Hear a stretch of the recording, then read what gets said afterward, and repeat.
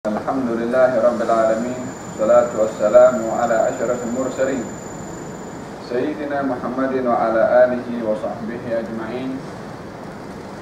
Amma ba'du, nawayna ta'allum wa ta'alim, tadakkur wa tadhkir wa nafa' wa al-intifa' wa ifada wa istifada wa al-hatha ala tamassuki bi kitabillah sunnati nabiyhi wa dalalati ila al-khair wa du'a ila al-huda ibtigha'a mardatillahi wa qurbihi wa thawabihi. Amin, Allahumma amin. Kita sampai kepada ayat yang ke-25 surat An-Nahl.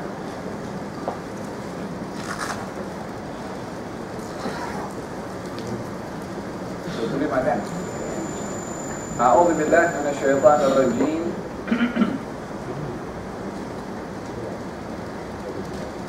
وإذا قيل لهم ماذا أنزل ربكم قالوا أساطير الأولين ليحملوا أوزارهم كاملة يوم القيامة ومن أوزار الذين يضلونهم بغير علم ألا ساء ما يزرون قد مكر الذين من قبلهم فأتى الله بنيانهم من القواعد فخر عليهم السقف من فوقهم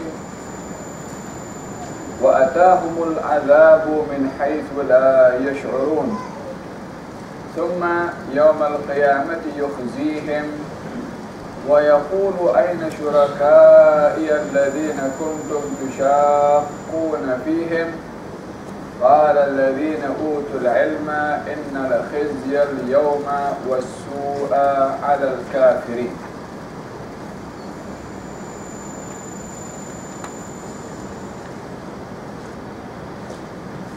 Dan apabila dikatakan kepada mereka, apakah yang Tuhan kamu telah turunkan?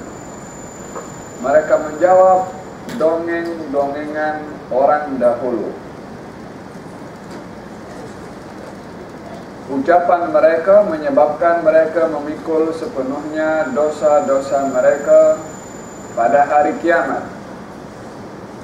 Dan sebahagian dosa-dosa orang yang mereka sesatkan, yang tidak mengetahui sedikit pun bahawa mereka disesatkan. Ingatlah, amat buruklah dosa mereka dosa yang mereka pikul itu.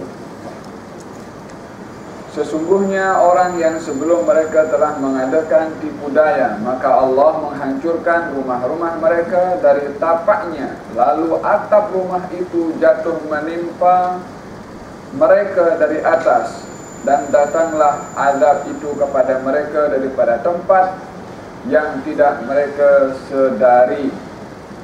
Kemudian Allah menghina mereka di hari kiamat sambil berfirman, di manakah sekutu-sekutuku itu yang kerana membelanya kamu selalu memusuhi mereka, yaitu nabi-nabi dan orang-orang beriman.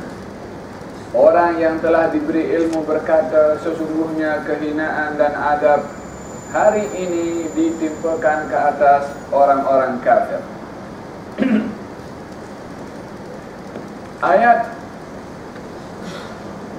menyentuh tentang penghinaan kaum musyrikin atau orang-orang yang menolak akan Al-Quran, merendahkan kedudukan Al-Quran itu sendiri dengan mengatakan kalau ianya umpama dongeng.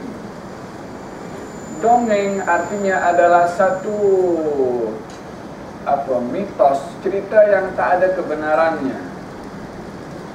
Oleh sebab itu mereka, kaum musyrikin, ketika ditanya tentang Al-Quran, mereka akan mengatakan Quran itu cerita mitos, cerita kosong, cerita dongeng saja, cerita hiburan saja. Tujuannya adalah untuk menanamkan ketidakpercayaan di hati orang yang diperdengarkan Al-Quran kepada mereka. Yani kalaupun mereka mendengarkan bacaan Al-Quran, tetapi tidak terletak di dalam hati dan perasaan mereka kepercayaan akan kebenaran isi kandungan Quran. Macam orang kalau tengok dongeng cerita buku dongeng ke, atau tengok filem cerita itu, seronok tengok tapi tak percaya apa yang ada di situ, karena ceritanya adalah cerita kosong. Walaupun ditengok, walaupun cerita itu dibaca, walaupun cerita itu diperdengarkan, tapi tak percaya. Sebab apa? Sebab kita dah tahu kalau itu cerita kosong. Yang diinginkan oleh kaum musyrikin atau orang-orang kafir dengan jawaban ketika ditanya tentang Al-Quran, mereka mengatakan itu adalah cerita dongeng. Tujuannya adalah untuk menanamkan ketidakpercayaan manusia kepada isi kandungan Al-Quran.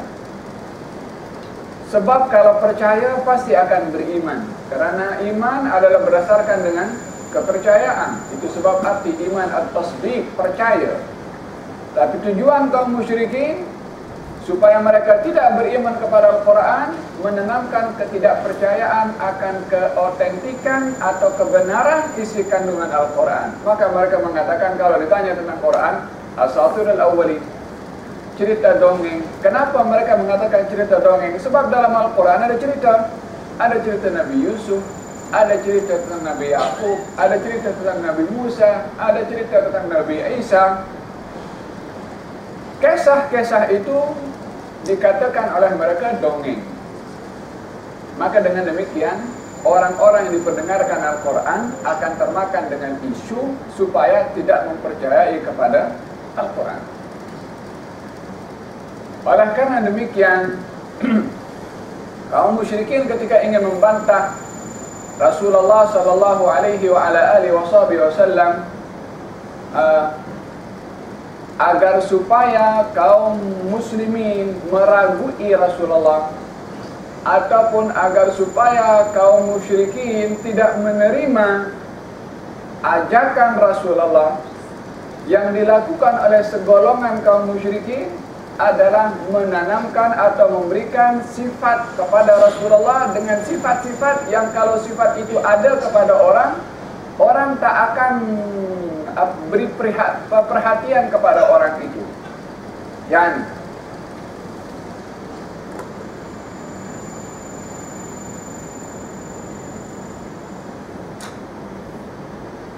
mereka kaum musyrikin mengatakan Rasulullah tukang sihir. Bila mana dikatakan tukang sihir, yang datang daripada Rasulullah itu adalah hasil daripada sihir. Mereka mengatakan kepada Rasulullah kalau Nabi itu majnun, gila. Yang dikatakan oleh orang-orang yang tidak waras tentunya perkara yang keluar daripada akal yang tidak waras. Mereka mengatakan Nabi itu pendusta. Agar supaya orang yang mendengar berita daripada Rasulullah memahami kalau berita itu datang daripada seorang pendusta.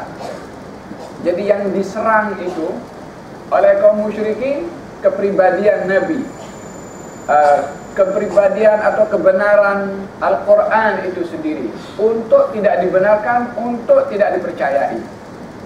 Bila mana dikatakan Nabi itu gila, tidak waras, agar supaya mereka paham apa yang Nabi kata adalah kata-kata orang tak waras. Hanya orang tak waras menerima cakap orang yang tidak waras.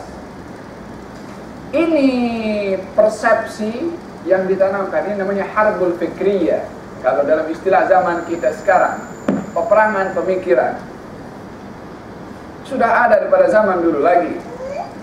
Supaya kaum muslimin meragui akan Al-Quran, ditanamkan perkara-perkara yang tidak benar pada Quran, dan difahamkan supaya kepada minda akal fikiran orang Islam kalau Quran itu tidak relevan. Quran-Quran akan menjadi kitab bacaan, bukan menjadi kitab pegangan dalam hidup. Maka ditunjukkan dulu yang ada kontradiksi antara ayat dengan ayat, ditanamkan tak sesuai itu. Tidak adil Quran menempatkan manusia. Al-Quran menghina kedudukan wanita. Al-Quran itu adalah mengetepikan prinsip-prinsip kemanusiaan. Ditanamkan benda itu supaya apa? Tujuannya adalah untuk tidak mempercayai Al-Quran, atau kurang-kurang memahami Al-Quran tidak relevan di zaman sekarang. Itu cara sudah ada zaman dulu lagi. Hanya tidak dinamakan dengan istilah yang dipakai sekarang, yaitu adalah al-ghazwul fikri, peperangan dalam bentuk pemikiran. So, mereka menanamkan hal seperti ini di zaman itu pun juga di zaman sekarang. Caranya lebih kurang sama, hanya saja istilah yang dipakai adalah berbeza. Oleh karena itu, Rasulullah Shallallahu Alaihi Wasallam agar supaya mereka mendustakan kepada Rasulullah, walaupun sebelumnya mereka tak ada sebab nak mendustakan Rasulullah, sebab sebelum diangkat menjadi nabi, mereka kaum musyrikin Quraisy sudah pun menggelarkan kepada Rasulullah dengan gelaran Al-Amin, yakni yang jujur, yang tak pernah berdusta, yang amanah.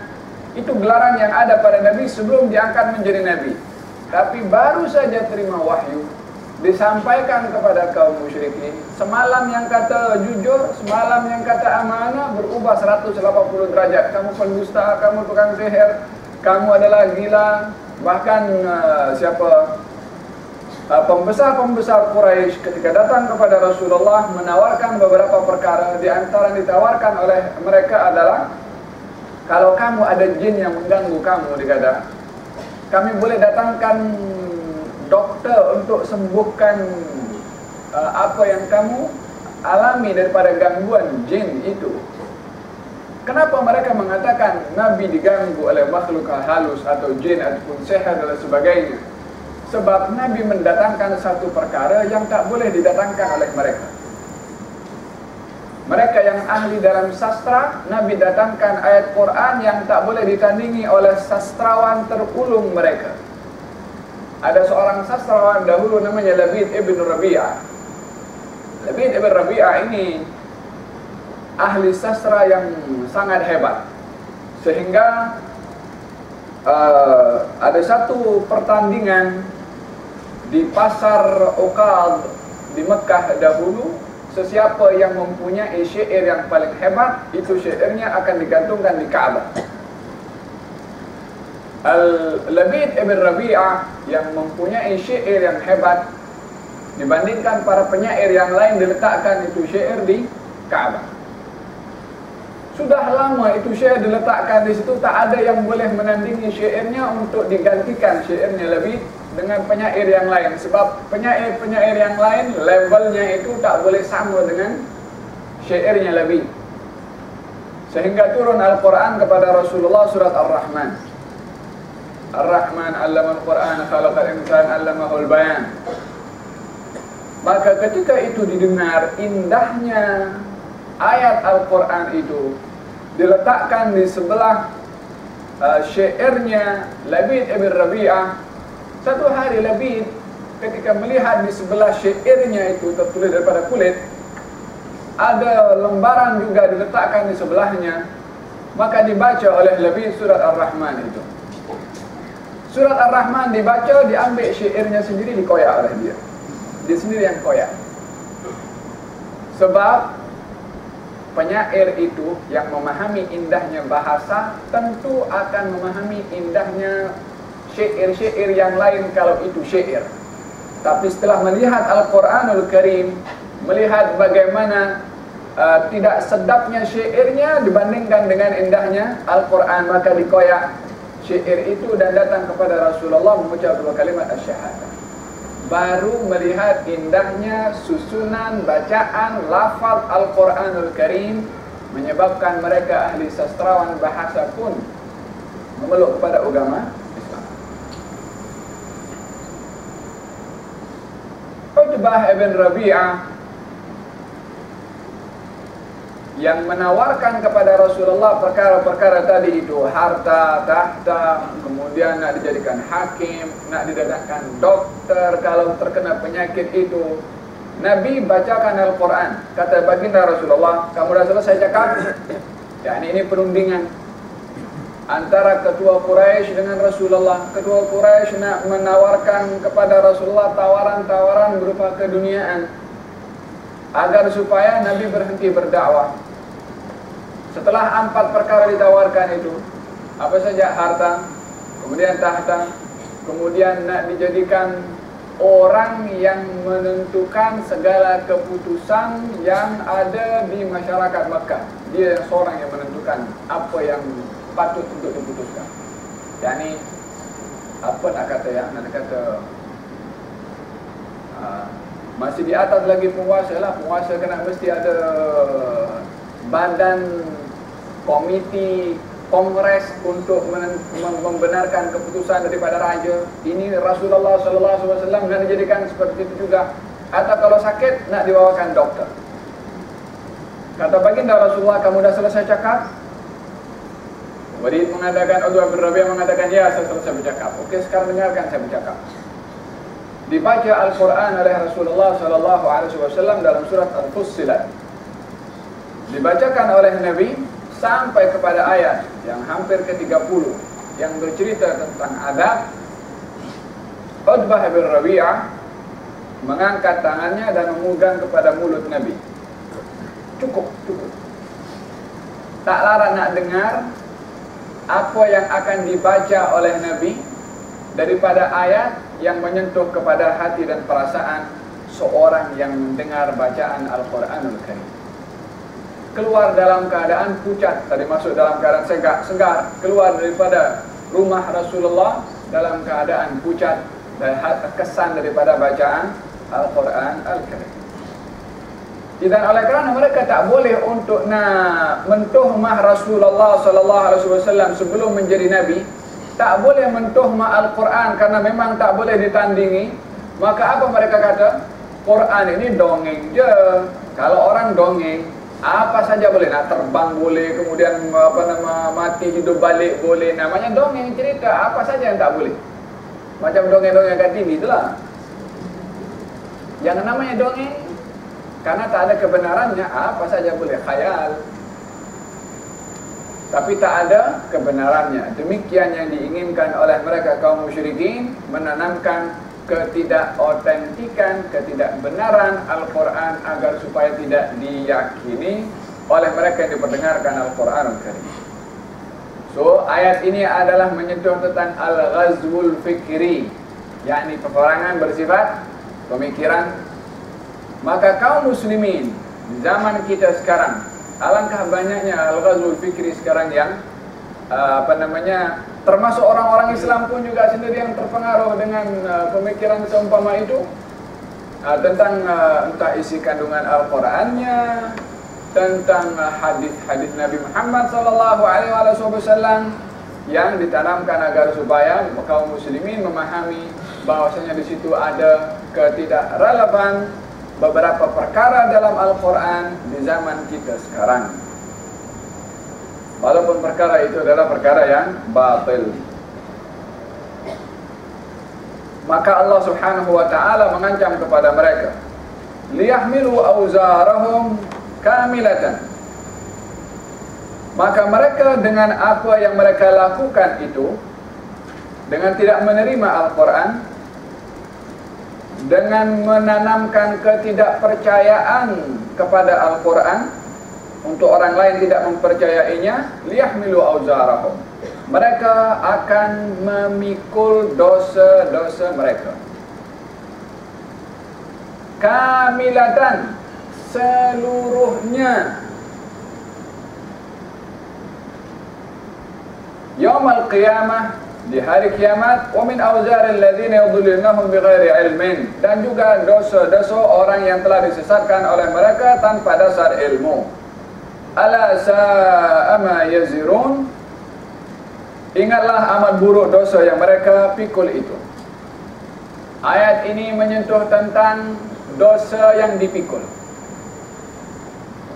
Yahmilu itu artinya membawa atau memikul.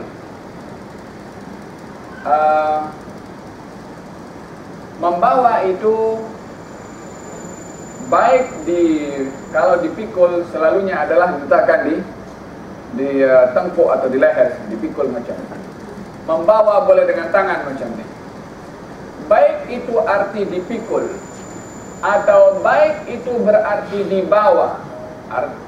Kedua makna ini menunjukkan bahwasanya dosa itu tidak akan berpisah daripada orang yang berbuat bila dan di mana saja. Seperti mana kebaikan dan taat tidak akan berpisah daripada orang yang melakukannya bila dan di mana saja. Sebab perkara yang dibawa tentunya akan bersama. Bersama dengan siapa? Yang membawa.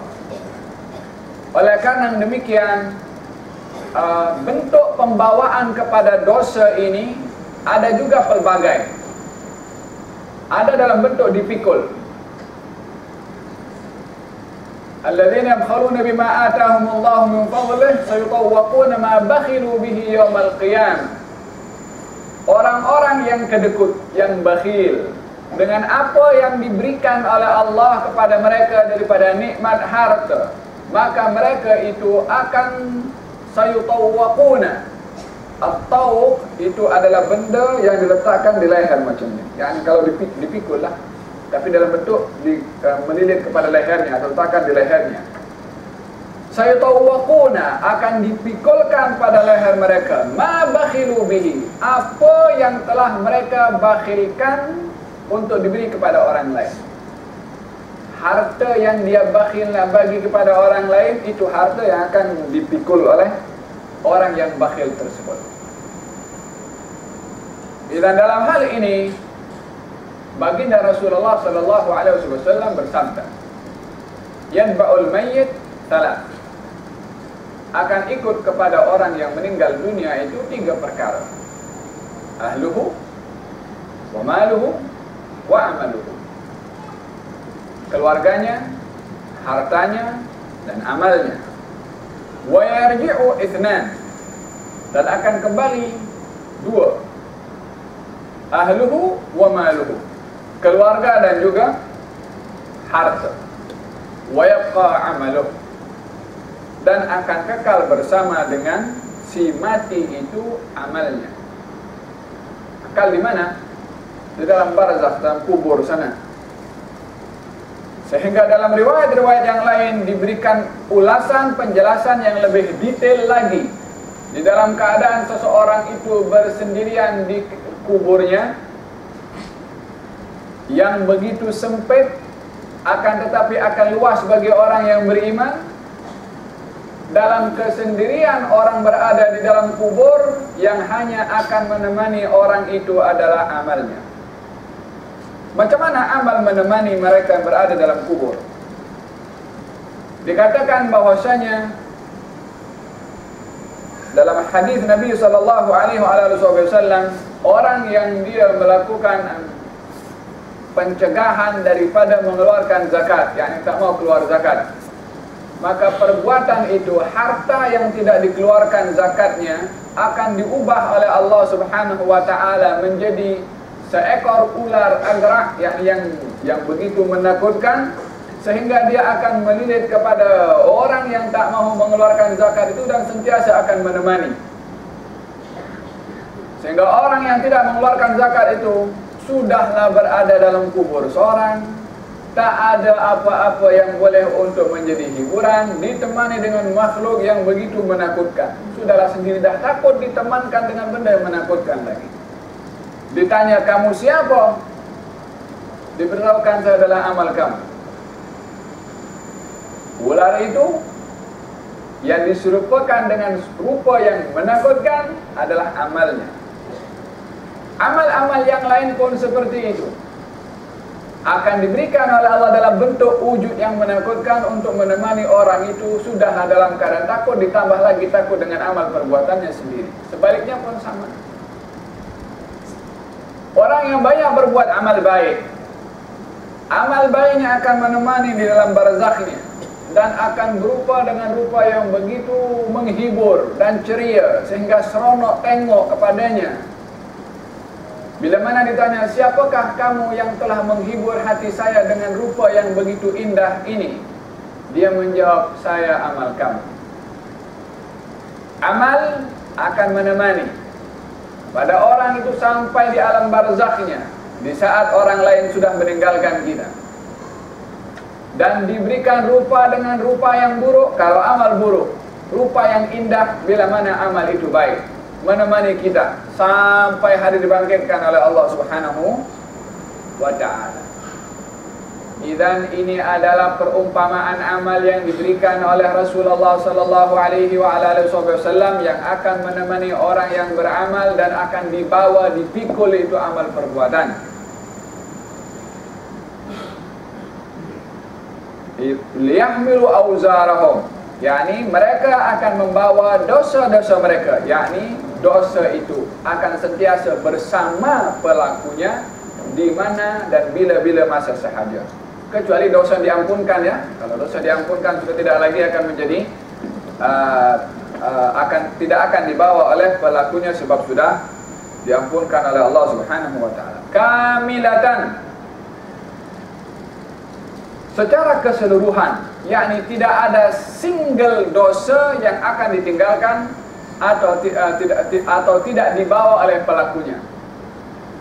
Allah memastikan di sini bahwasanya dosa itu akan dibawa oleh pelakunya, semua dosa.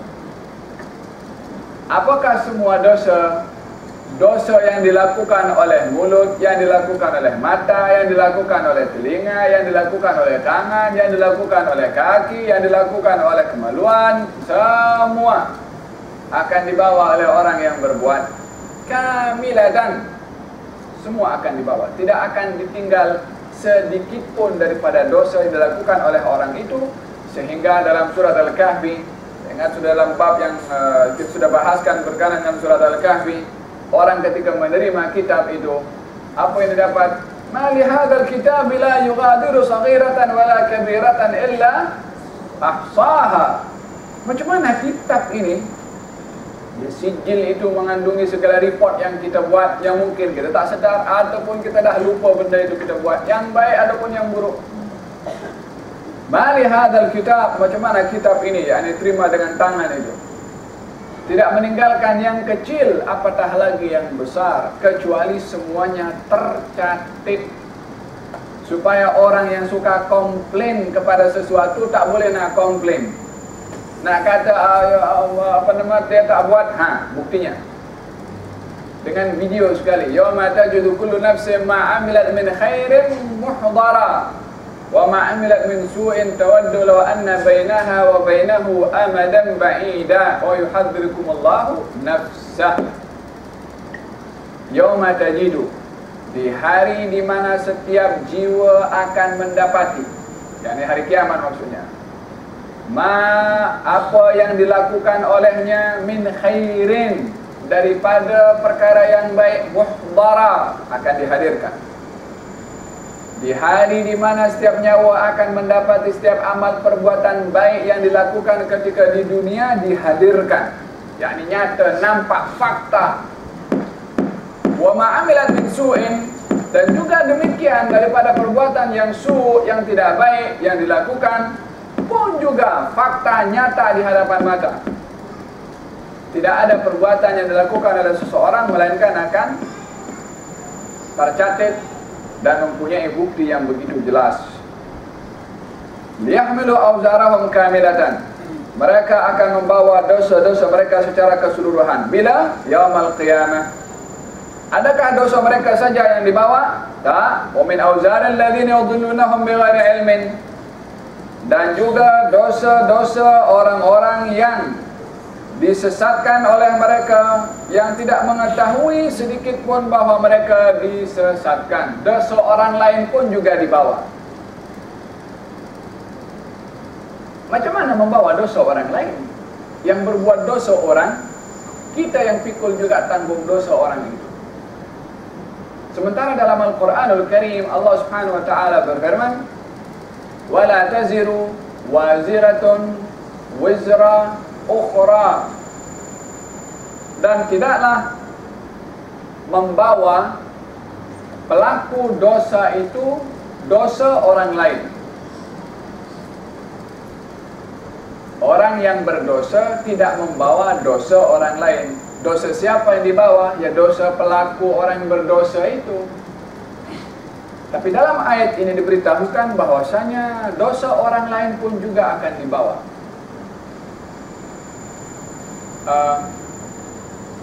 Dalam ayat-ayat yang lain juga dinyatakan adanya dosa orang boleh dibawa atau dipikul oleh orang lain juga.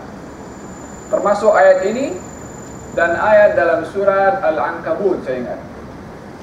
Wa in tad'u muthqalatun ila himliha la yuhmalu minhu syai'un walau kana dha qurba.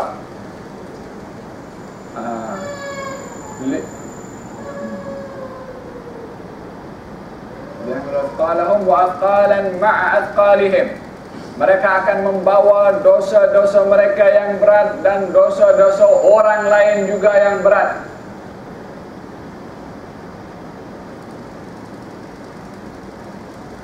Di zaman Siti Aisyah radhiyallahu anha wa ardhaha, ketika berbicara tentang memikul dosa orang ini, menjadi beberapa pandangan di antara para sahabat sendiri berkenaan dengan memikul dosa orang.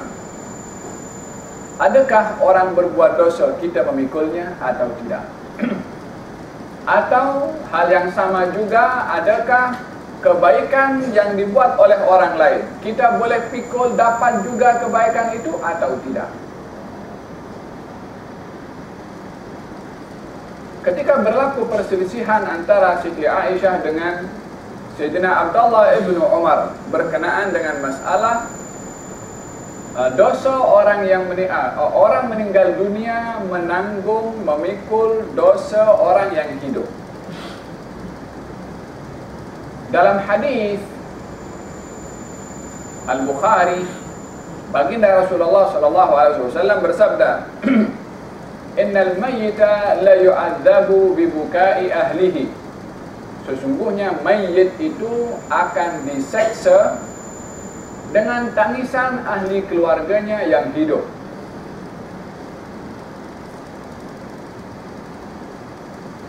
Hukum menangis ketika orang meninggal dunia itu adalah perkara yang wajar bila mana tidak melebihi daripada batasan.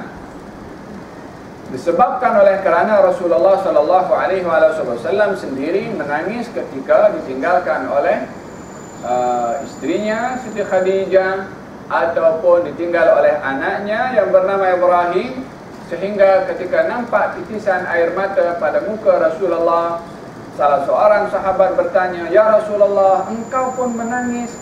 Macam tak layak lelaki menangis, macam tak elok laki-laki menangis."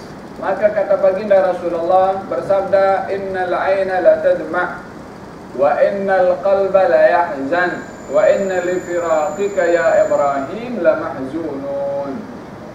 Sesungguhnya mata ini boleh menangis, sesungguhnya hati itu sedih, dan berpisah denganmu wahai Ibrahim adalah perkara yang menyedihkan. Nabi menjawab juga, "Innaha rahmah." Ini tangisan ini adalah tanda kasih sayang. Jadi bukan tanda lemah, bukan tanda tidak menerima qada qadar Allah Subhanahu wa taala. Oleh karena yang demikian, mereka yang menangis karena tidak menerima ketentuan qada qadarnya Allah Subhanahu wa taala, maka tangisan itu adalah tangisan yang salah.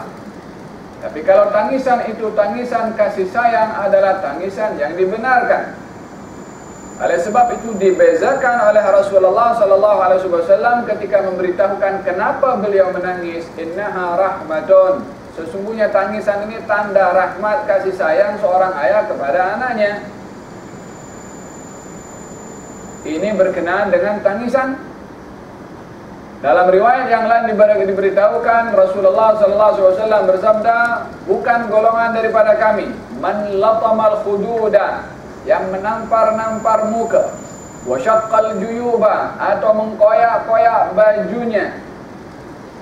Yang dahulu pernah dilakukan oleh kaum wanita di zaman Arab, zaman jahiliyah waktu itu, bila mana ada ahli keluarga mereka meninggal dunia, mereka pukul-pukul muka, pukul kepala, pukul badan, apa semua, koyak-koyak baju, berguling-guling di atas tanah.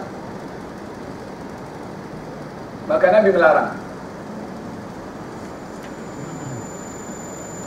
Akan tapi dalam hadis yang disebutkan oleh Sayyidina Abdullah bin Umar daripada Rasulullah, kalau mayit itu akan dihukum dengan dosa dengan tangisan orang yang hidup. Yang dimaksudkan tangisan di sini adalah bukan tangisan yang dibenarkan, bukan tangisan kasih sayang tadi sebab Nabi pun menangis, tapi makna tangisannya adalah tangisan kasih sayang. Tapi tangisan yang dimaksudkan adalah tangisan yang melampaui batas, yang seperti memukul-mukul, ataupun tangisan tanda tidak menerima qada dan qadarnya Allah Subhanahu wa taala. Itu tangisannya pun sudah dilarang. Tapi masalahnya adalah yang menangis yang hidup, yang dihukum yang mati. Karena hadis itu berbunyi, sesungguhnya mayit itu akan dihukum oleh Allah dengan tangisan orang yang hidup daripada ahli keluarganya. Maka ketika hadis itu sampai kepada Siti Aisyah, kata Siti Aisyah mengatakan, semoga Allah merahmati Sayyidina Abdullah ibn Umar. Dia tidak berdusta, akan tetapi mungkin dia terlupa. Macam mana tidak berdusta tapi terlupa? Yang dikatakan oleh maksud daripada Siti Aisyah, apa yang disampaikan oleh Sayyidina Abdullah ibn Umar adalah bukan perkara yang dibawa fahamannya oleh Rasulullah sallallahu alaihi wasallam, disebabkan Siti Aisyah berdalilkan dengan Al-Quran, wala taziru waziratun wizra ukhra. Pelaku dosa itu tidak menanggung dosa orang lain. Kalau yang melakukan kesilapan di dalam tangisan itu yang hidup, yang menanggung itu yang hidup. Kenapa yang mati pula mesti menanggung tangisan yang hidup? Dan ada kontradiksi antara ayat yang mengatakan orang yang berbuat dosa tidak menanggung dosa orang lain. Hadis itu mengatakan kalau si mati akan dihukum dengan dosa orang menangis dari keluarganya yang hidup. Maka dalam hal ini mereka para ulama mengatakan bahwasanya na'am, kalau si mati itu berwasiat, kalau saya meninggal dunia kamu kena menangis berguling-guling, atau kalau dia meninggal dunia dia mesti pukul-pukul umpamanya. Wasiat seperti ini kepada ahli keluarganya, kalau dilakukan maka yang menanggung dosa adalah juga si mati. Sebab perbuatan yang hidup daripada ahli keluarganya adalah sebab suruhan orang yang mati tadi. Maka dalam hal ini ulama mencantumkan antara dua nas, satu Al-Quran, satu hadis, tiada pertembungan, akan tetapi dicantumkan dengan adanya at-ta'wil, mentakwilkan maksud dua nas ini yang zahirnya adalah ada kontradiksi. Daripada ayat ini dan juga hadis yang dibacakan, orang yang mati menanggung perbuatan dosa orang yang hidup. Karena si mati menjadi sebab kepada perbuatan dosa yang dilakukan oleh orang yang hidup. Maka dalam hal ini, maksud ayat ini, si mati atau orang akan memikul dosa orang lain kalau orang yang mati itu melakukan perkara-perkara yang sesat dan batil, dan perkara itu disuruh orang lain buat benda yang sama, menyesatkan orang lain, mengelirukan orang lain, memaksa orang lain buat perkara yang mungkar dan batil, maka dosa orang itu juga dipikul oleh orang yang menyuruhnya tadi. Tapi bukan yang berbuat dosa tak berdosa, tak, dia pun berdosa juga. Ini maksud daripada ayat, liyahmilu auzarahum, mereka akan memikul dosa-dosa mereka kamilatan, semuanya, yaumal qiyamah, di hari kiamat, dan dosa orang-orang yang mereka sesatkan. Mereka yang disesatkan berdosa, dosanya juga dipikul kepada orang yang menyesatkan itu. Hal ini sesuai dengan hadis Rasulullah sallallahu alaihi wasallam, man sanna fil islami sunnatan hasanatan,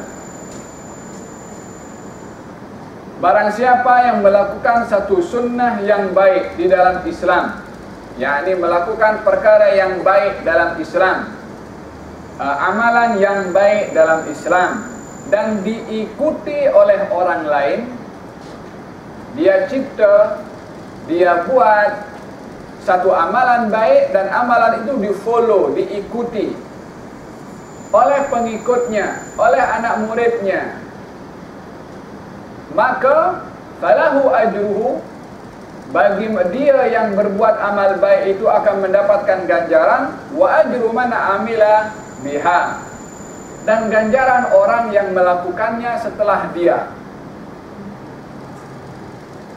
Yani dia buat amal baik, setelah dia wafat amal baik itu diteruskan oleh orang lain, maka yang sudah meninggal dunia itu akan dapat ganjaran selama dia hidup melakukan amal baik, dan akan mendapat ganjaran amalan baik yang diteruskan oleh pengikutnya tanpa dikurangkan amal perbuatan pengikut. Yani contohnya seseorang yang dia membuat madrasah atau membuat majelis ilmu, ini satu amal baik. Dia yang cipta pertama, dia yang mengadakan pertama. Maka orang itu meninggal dunia, tapi majelis ilmunya, madrasahnya tetap berterusan. Jadi orang yang mengasaskan itu majelis ilmu ataupun madrasah, yang sudah tidak lagi mengajar, yang sudah tidak lagi beramal, tetap mendapat ganjaran amalan orang-orang yang meneruskan madrasah ataupun majelis ilmu itu tanpa dikurangkan ganjaran orang yang beramal. Yang hidup tetap mendapat ganjaran, yang mati dapat ganjaran sebiji dengan yang hidup. Sebab melakukan perkara yang baik di dalam Islam dan diteruskan oleh pengikutnya. Ini yang dinamakan adalah amalan yang berterusan, amalan yang berkah. Orangnya tak ada tapi ganjaran yang terus dihantar ke kubur. Tapi sebaliknya, waman sanna, dan barang siapa yang melakukan satu sunnah sayyi'ah, satu amalan yang buruk, dan diikuti oleh pengikutnya, dia buat klub untuk mungkar, dia buat majlis mengumpat umpamanya, atau dia buat majlis dilakukan di situnya adalah perkara-perkara yang mungkar, dia mati, diteruskan oleh pengikutnya, sama juga di kubur dia dapat dosa orang yang berbuat, yang meneruskan dia punya amal yang buruk itu. Dan hadis ini pada masa yang sama adalah memberikan kepada kita supaya orang yang beriman itu berfikir bukan hanya peluang untuk berbuat di masa hidup umur yang singkat itu, tapi berfikir untuk umur yang tiada penghujungnya, melalui umur yang singkat. Lihatlah dikatakan oleh Rasulullah SAW, "Idza mata ibnu Adam inqata'a amaluhu illa min thalath." Kalau anak-anak Adam meninggal dunia akan terputus amalnya kecuali 3. Kenapa Nabi mengatakan terputus amal kecuali 3? Ingin menyampaikan kalau di situ ada amal tidak putus yang mesti diperhatikan oleh orang yang beriman supaya mengambil bahagian daripada amal yang tidak terputus. Oleh kerana amal yang kita boleh lakukan yang terputus dalam umur yang singkat itu mungkin kurang memadai untuk mendapatkan pemberian hadiah daripada Allah Subhanahu wa taala, maka digalakan untuk mencari amal yang tidak terputus. Ini Nabi mengatakan, kullu amal bani Adam, semua amal perbuatan bani Adam akan terputus kecuali 3. Sedekah jariyah, sedekah yang berterusan. Jariyah mengalirlah, orangnya tak bersedekah tapi ganjaran sedekahnya terus mengalir. Wa ilmun yuntafa'u bihi, ilmu yang bermanfaat. Orang masa hidupnya mengajar, orang yang diajar menjadi pandai, sehingga orang yang pandai itu mengajar orang lain. Yang mengajar pertama dah mati dah. Anak muridnya yang pandai, alim, buat pondok pesantren, buat majelis ta'lim, buat madrasah, melahirkan sekian ratus pelajar hafiz umpamanya daripada satu orang. Yang satu orang itu belajar Quran dengan satu orang, maka yang guru pertama yang mengajarkan itu dapat ganjaran anak muridnya, dan 100 orang daripada anak murid yang dibimbing dalam sekolah tahfiznya, 100 orang itu punya tahfiz lagi masing-masing, dapat juga bagian. Seronok dalam kubur. Pasal apa? Tanam-tanaman yang begitu menghasilkan buah yang menguntungkan. Ini tijaratun rabihah, perniagaan yang menguntungkan, berniaga kepada Allah Subhanahu wa taala. Au waladun salihun yad'u lahu, atau anak yang saleh yang mendoakan kepada kedua ibu bapanya. Dan daripada sini kita dapat memahami bahwasanya hadis itu menyentuh tentang seseorang supaya concern kepada amal perbuatan yang tidak terputus. Amal perbuatan manusia ini terputus bila mana dia wafat, kecuali 3 tadi. Tetapi adakah amal perbuatan orang yang hidup itu terputus untuk orang yang mati? Hadis tadi memberitahukan orang yang mati amalnya putus. Yang putus amalnya siapa? Yang mati. Sebab tak boleh lagi beramal, tak boleh lagi berzikir, tak boleh lagi i'tikaf, tak boleh hadir majelis ilmu, tak boleh apa pun. Dah terputus amalnya, kecuali 3 tadi. Yang terputus amal orang yang mati. Akan tetapi tidak ada yang mengatakan amal orang yang hidup terputus.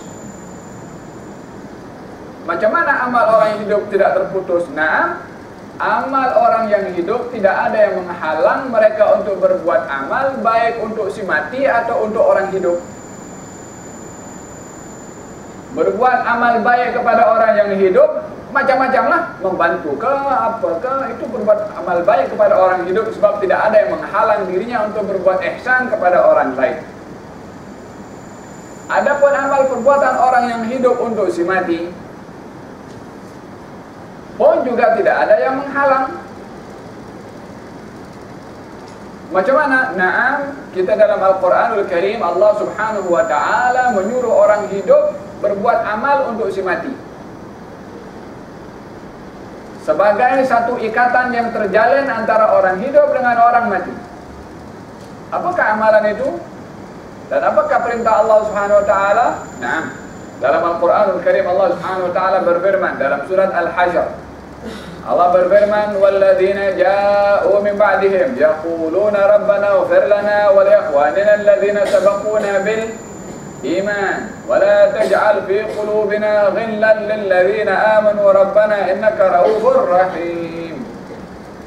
Dan mereka orang-orang yang datang setelah kaum Muhajirin dan Ansar, sifat mereka adalah yaquluna, mereka berkata, Rabbana ighfir lana, ya Allah ampunkan dosa kami, wa li ikhwanina, dan saudara-saudara kami, saudara yang hidup atau yang mati, alladzina sabaquna bil iman, yang mendahului kami meninggal dalam keadaan iman.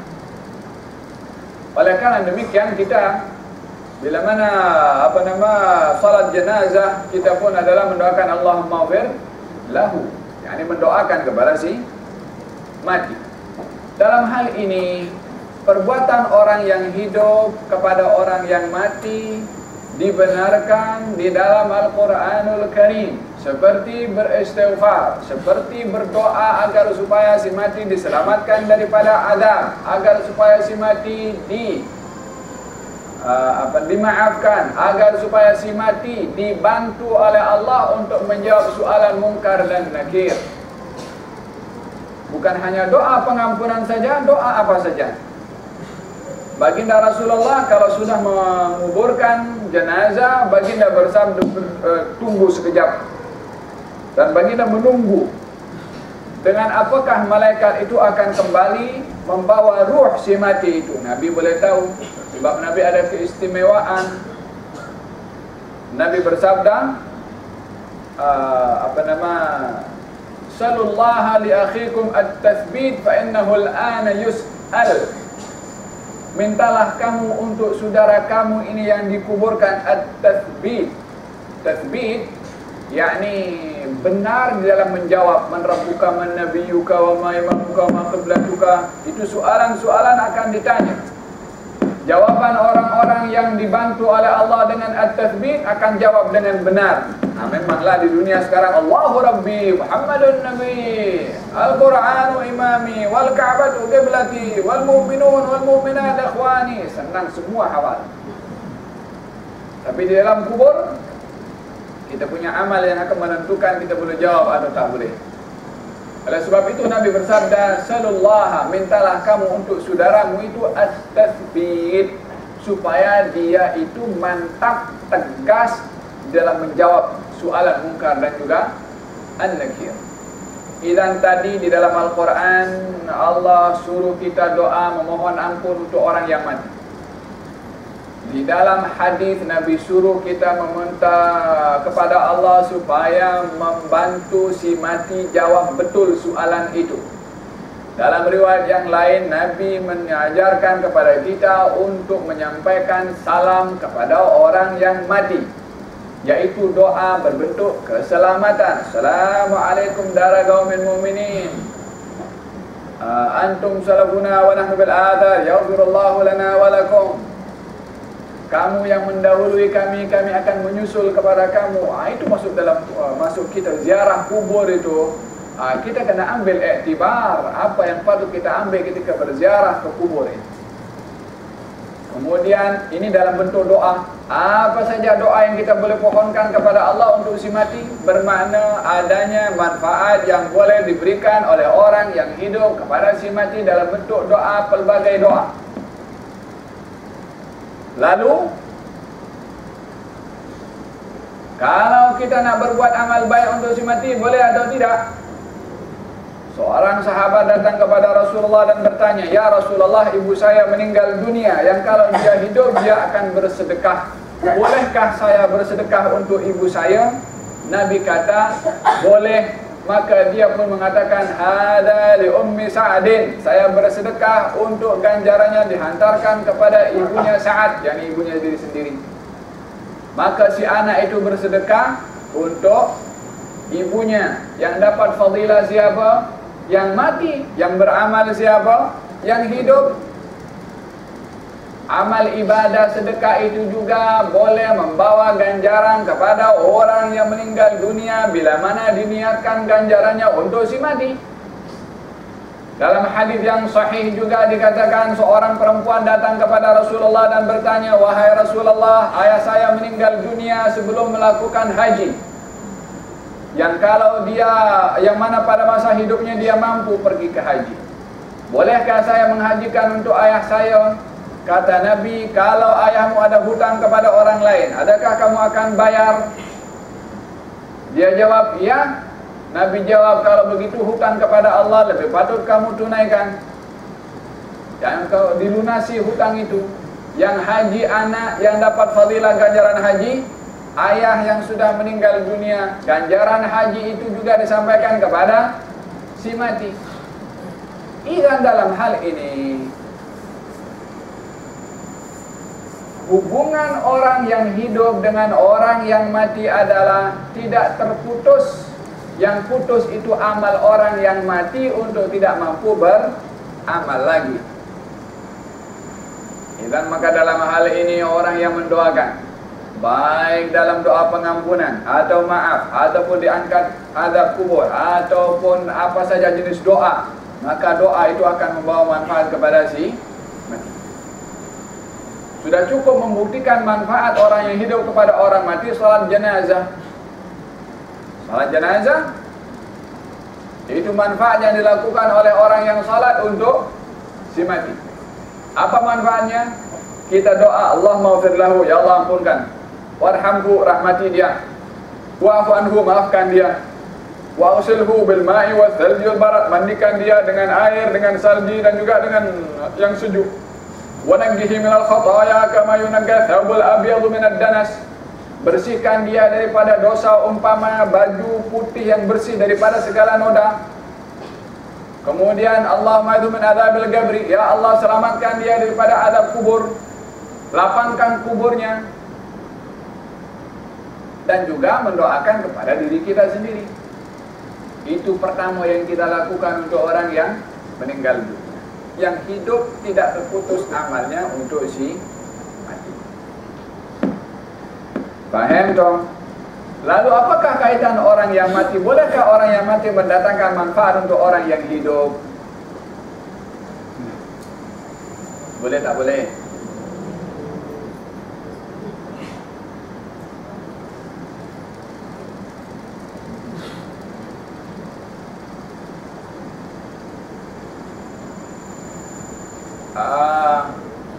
Dalam peristiwa Isra dan juga Mi'raj Nabi Muhammad sallallahu alaihi wasallam,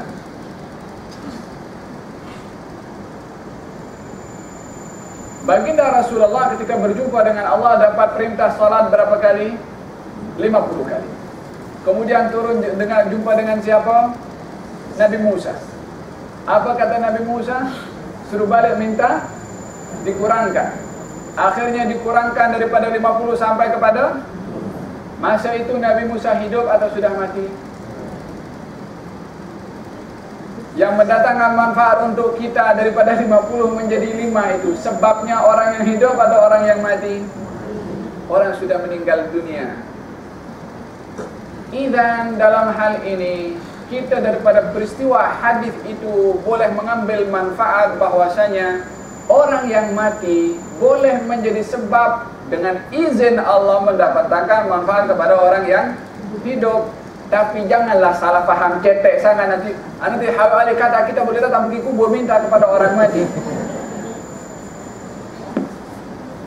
Yang mendatangkan manfaat secara hakikat itu Allah Subhanahu wa ta'ala. Tapi sebab itu boleh melalui orang hidup atau melalui benda atau melalui sesiapa sahaja. Semuanya tidak keluar daripada hukum sebab. Bukan orang yang hidup itu mendatangkan manfaat dengan zat orang yang hidup itu. Bukan kerja yang kita lakukan itu zat kerja yang mendatangkan rezeki. Bukan makanan yang kita makan itu zat makanan yang mendatangkan kenyang. Tak, yang mendatangkan kenyang itu Allah, yang mendatangkan rezeki itu Allah.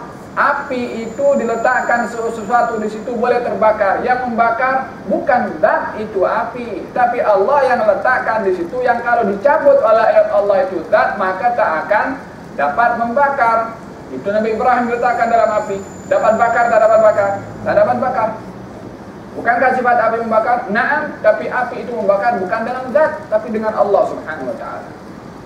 Seorang di zaman dahulu pada peperangan setelah wafatnya Rasulullah SAW, ada orang yang dia minum air. Orang kalau minum air apa patutnya? Hilang haus. Ini orang minum air semakin haus. Sebab apa? Air diminum bukan zat air itu mendatangkan manfaat, tapi Allah yang meletakkan sifat pada air itu untuk boleh kenyang atau menghilangkan kepada haus. Sama juga dengan semua makhluk. Tak kira hidup, tak kira mati adalah bukan yang mendatangkan zat itu orang mati. Allah Subhanahu wa ta'ala mendatangkan manfaat. Jangan salah paham kan? Nanti pergi kubur pula minta macam-macam. Faham tu?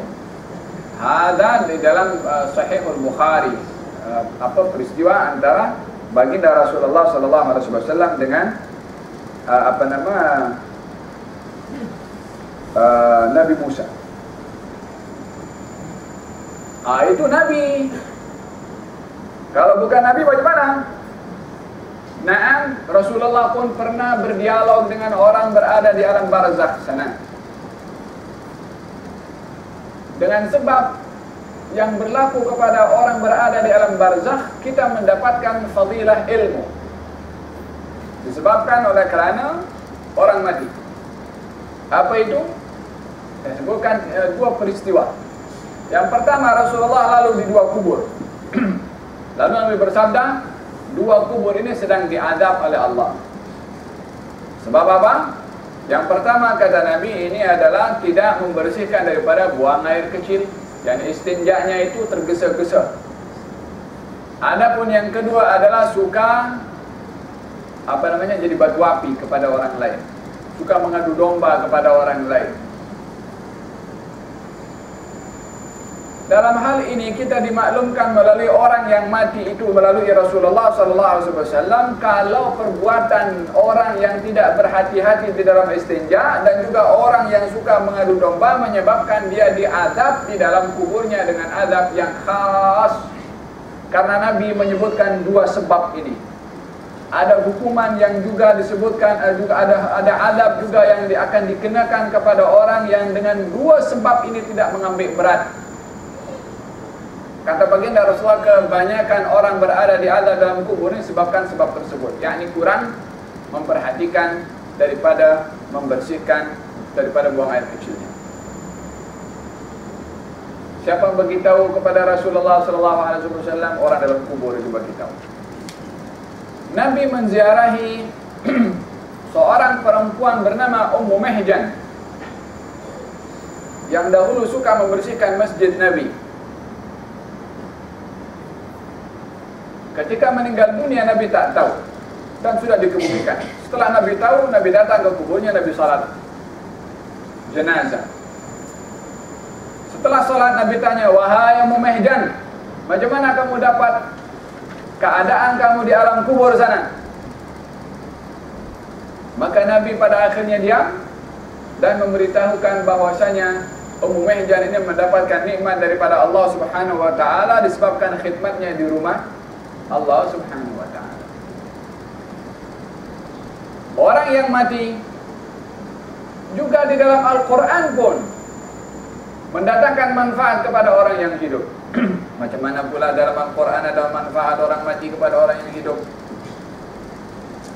Naam, para syuhada itu yang sudah berpindah daripada satu alam kepada alam yang lain. Kita tak boleh mengatakan kepada para syuhada itu mati, tetapi bukan bermakna para syuhada itu hidup seperti hidupnya manusia. Dia pindah kepada alam barzakh sana. Akan tetapi penghormatan yang diberikan oleh Allah kepada mereka yang syahid tak boleh dikatakan mati. Hidup, tapi bukan hidup di dunia. Hidup di mana? Di sisi Tuhannya. Bal ahya'un 'inda rabbihim. Hidup di sisi Tuhannya, walaupun tidak hidup di dunia. Apa yang dialami oleh mereka yang syahid? وَلَا تَقُولُوا لِمَنْ يُقْتَلُ فِي سَبِيلِ اللَّهِ أَمْوَاتًا بَلْ أَحْيَاءٌ عِنْدَ رَبِّهِمْ يُرْزَقُونَ فَرِحِينَ بِمَا آتَاهُمُ اللَّهُ مِنْ فَضْلِهِ وَيَسْتَبْشِرُونَ بِالَّذِينَ لَمْ يَلْحَقُوا بِهِمْ مِنْ خَلْفِهِمْ أَلَّا خَوْفٌ عَلَيْهِمْ وَلَا هُمْ يَحْزَنُونَ. Mereka orang yang syahid itu gembira di alamnya sana. Lalu وَيَسْتَبْشِرُونَ, memberi kabar gembira kepada siapa? Kepada yang masih hidup tu. Yang masih hidup, yang masih fresh tubuh badannya. Apa berita gembiranya? Jangan kamu takut, jangan kamu sedih. Alla takhafu wa la tahzanu. Jangan kamu takut dan jangan kamu sedih. yakni yang memberikan semangat spiritual kepada orang yang masih hidup yang akan berjihad untuk tidak takut dan tidak gentar menghadapi musuh. Siapa yang beritahu? Orang yang sudah berpindah ke alam barzakh yang syahid itu. Dan dalam hal ini, dalam beberapa perkara itu adalah terkandung adanya hubungan antara orang yang hidup dengan yang mati dan orang yang mati dengan juga orang yang hidup. Tapi jangan orang salah faham yang akhirnya orang datang pergi sembelih apa di kubur ke, atau umpamanya dia buat benda-benda yang mungkar di kubur. Tidak. Perbuatan yang dilakukan oleh sebahagian orang di kubur bukan berarti semua orang yang datang pergi kubur buat macam itu. Nah, ini semua adalah perkara yang dinaskan dalam Al-Quran dan juga dalam hadis Rasulullah sallallahu alaihi wasallam. Saya sedikit bahas ini supaya menjadi satu perkongsian kepada perkara yang banyak diisukan di zaman kita sekarang berkenaan dengan ziaratul kubur. Tidak dinafikan memang orang ada yang melampau ziarah kubur, meletakkan perkara-perkara yang batil ataupun yang khurafat, dan itu adalah memang perkara yang batil dalam syarak. Tapi bukan perkara yang dilakukan oleh sebahagian orang. Kita hukumkan semua orang pergi kubur buat benda yang sama dilakukan oleh orang-orang yang salah di dalam melakukan perkara-perkara sedemikian di kubur. Kalau berziarah kubur, Nabi kuntu nahaytukum an ziyaratul kubur ala tazuruha. Dahulu saya pernah larang kamu berziarah kubur, sekarang kamu berziarahlah ke kubur. Nabi SAW peristiwa Isra dan Mi'raj disuruh turun oleh Allah Subhanahu wa taala bersama dengan Jibril, turun di sini. Kemudian Nabi salat 2 rakaat, kemudian Nabi tanya, kemudian Nabi turun di situ. Kata Nabi Muhammad SAW, saya mendapati kubur Nabi Musa di Al-Kathibul Ahmar.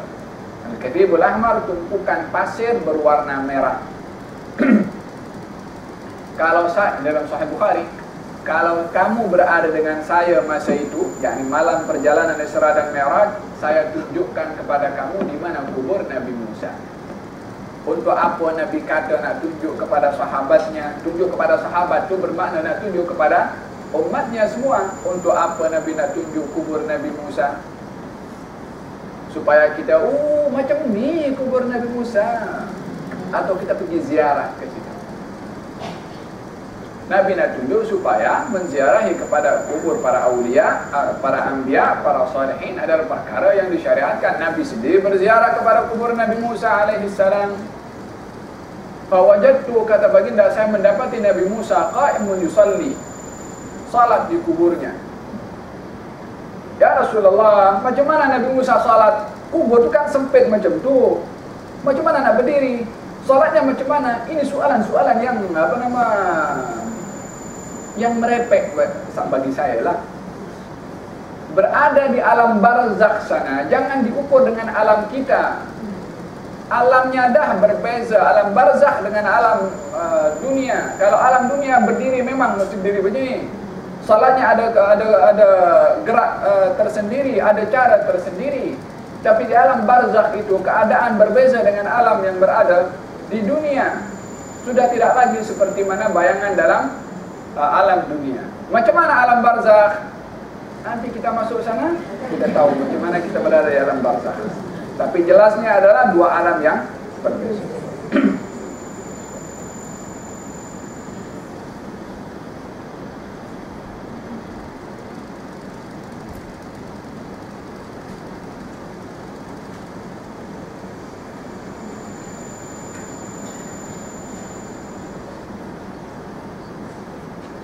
Masa Nabi berziarah kedua orang yang sedang diadab itu, yang satu disebabkan mengadu domba dan satu lagi disebabkan oleh kerana tidak membersihkan daripada buang air kecilnya, Nabi tancapkan dua pokok di dua kubur itu daripada pokok yang masih hijau, tancapkan di situ.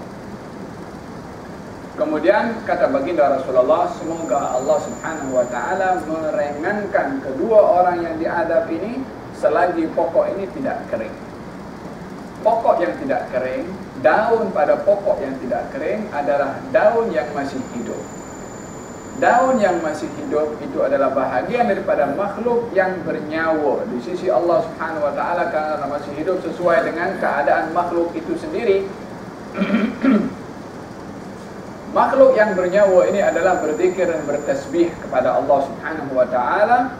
Maka tasbihnya pokok itu boleh menjadi sebab ringannya azab, diringankan azab oleh Allah Subhanahu wa taala kepada orang yang sedang berada di dalam kubur yang sedang diazab disebabkan perbuatan orang tersebut. Maka para ulama di sini mengambil pemahaman bahwasanya pokok yang hidup yang bertasbih boleh menjadi sebab diringankannya azab kepada orang berada di dalam kubur.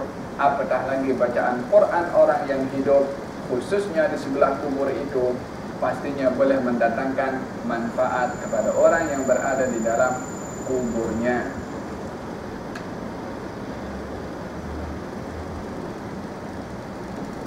Qad makara alladziina min qablihim,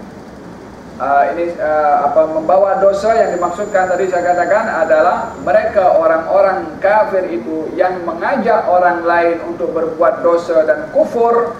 Mereka itu akan menanggung dosa orang-orang yang kufur itu disebabkan oleh kerana mereka sebab keburukan kekufuran kepada orang lain. Tidak ada bahaya yang lebih besar berbandingkan kepada bahaya yang melibatkan orang lain. Kita kalau berbuat dosa untuk diri sendiri, banyak kita berbuat dosa tidak lebih berbahaya daripada kita mengajak orang lain berbuat dosa, yang kalau dosa itu dilakukan oleh orang itu disebabkan oleh kita boleh juga menanggung dosa orang lain yang melakukan perbuatan dosa tersebut. Qad makara alladhina min qablihim fa'atallahu bunyanahum minal qawa'idi fa kharra 'alaihim as-saqfu min fawqihim wa atahumul 'adzabu min haitsu la yash'urun. Sesungguhnya orang yang sebelum mereka telah mengadakan tipu daya, yakni daripada umat-umat sebelum Rasulullah SAW, mereka yang berkuasa, baik itu Namrud, baik itu Fir'aun, baik itu raja-raja yang zalim pada waktu itu, yang menipu kepada rakyatnya, menipu kepada pengikutnya untuk tidak beriman kepada Allah Subhanahu wa taala, maka Allah menghancurkan rumah-rumah mereka dari tapaknya. Di antaranya adalah Namrud dan tentera-tenteranya ketika memerangi kepada Nabi Ibrahim, maka dia pun nak memerangi kepada Tuhan Ibrahim, nak memerangi Allah Subhanahu wa taala, nak memerangi malaikat, maka mereka pun menghuluskan panahnya ke langit, kononnya nak berperang dengan malaikat. Apa yang berlaku?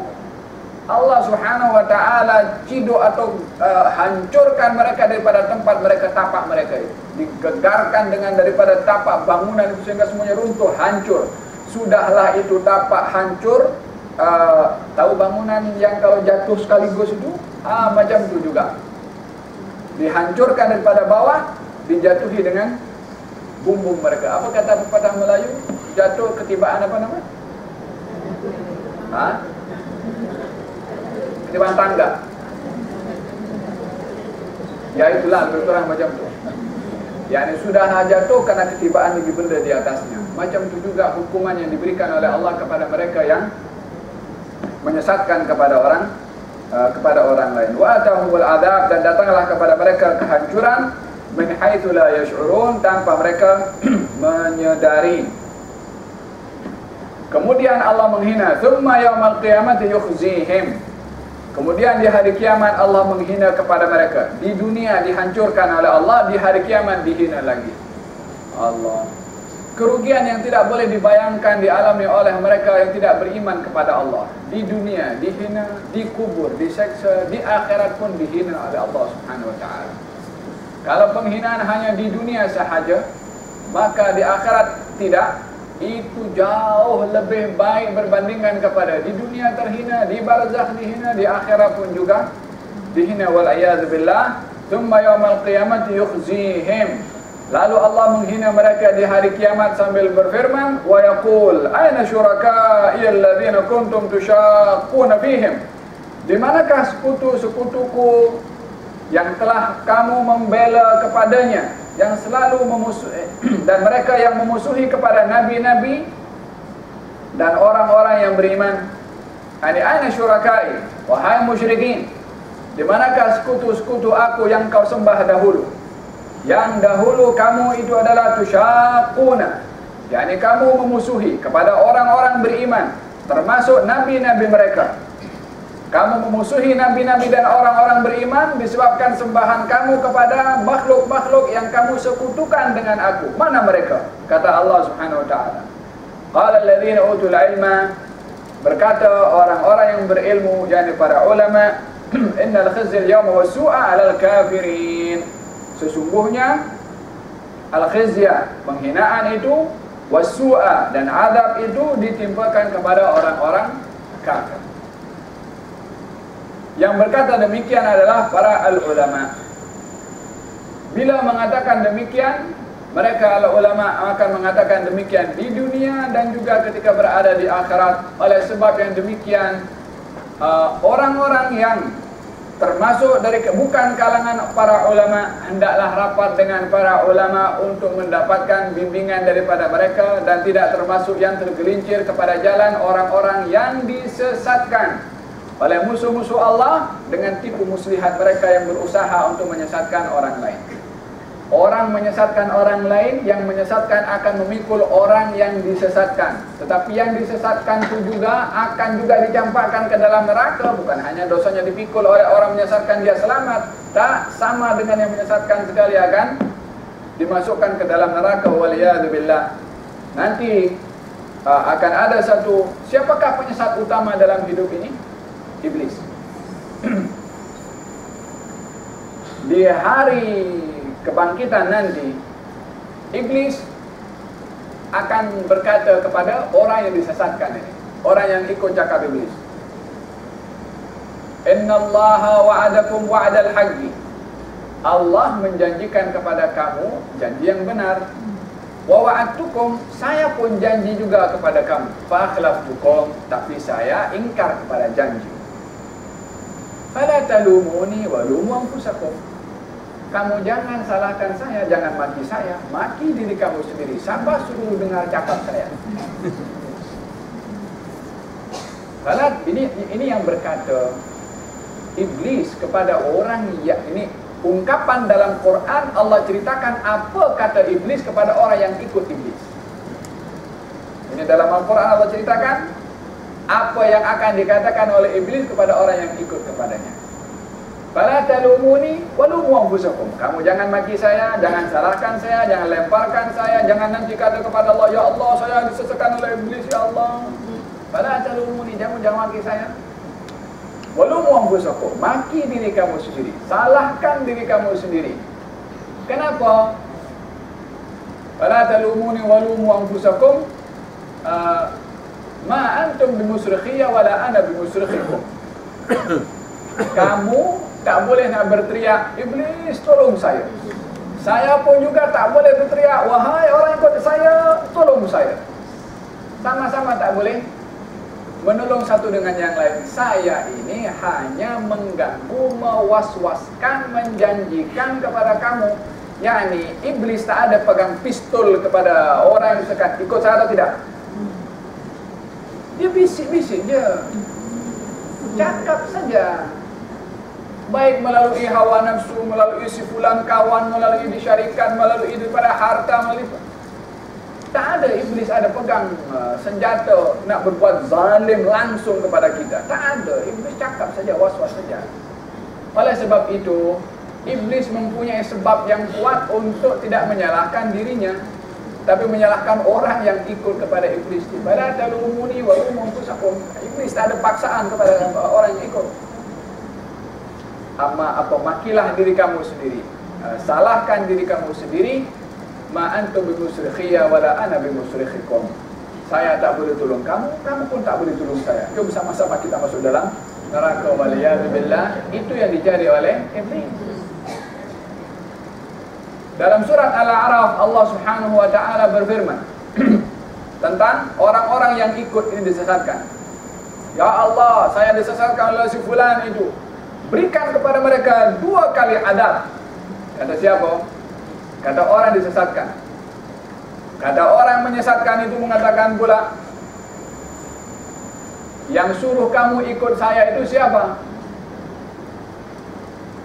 Kenapa kamu tidak mempertahankan apa yang Allah suruh kepada kamu daripada kamu mengorbankan apa yang Allah suruh dengan